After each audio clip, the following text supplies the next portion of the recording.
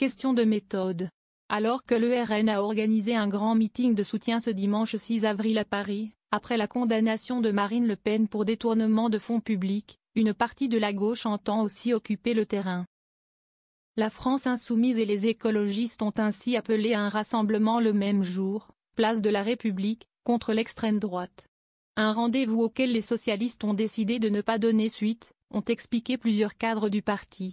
Boris Vallaud, candidat pour prendre la tête du PS lors du prochain congrès, a notamment expliqué sur le plateau de France 2 jeudi soir que le rassemblement en question n'était pas assez unitaire. Il n'y a pas les grandes organisations syndicales ni un certain nombre d'associations.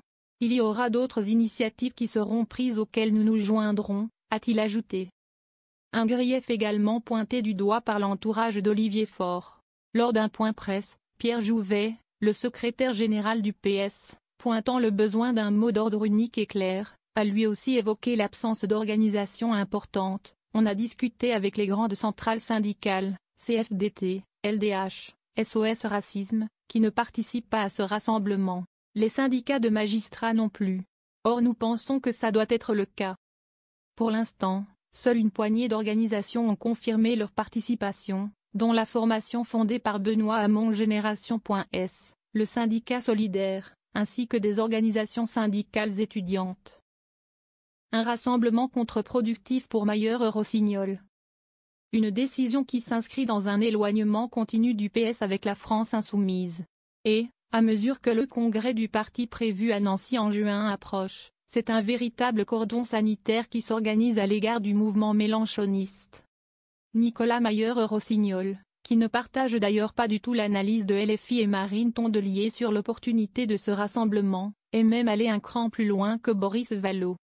Le premier secrétaire délégué du parti, et lui aussi dans les starting blocks pour la bataille des roses, a expliqué la non-présence du PS avant tout par la volonté de ne pas donner l'impression que cette condamnation est politique. Ce n'est pas la bonne manière parce que nous devrions aussi mobiliser la société civile. L'indépendance de la justice ne concerne pas que les élus. Sinon, on offre un argument à des personnes condamnées par la justice pour se prétendre victimes d'un complot politicien, ce qui n'est absolument pas le cas, a-t-il insisté.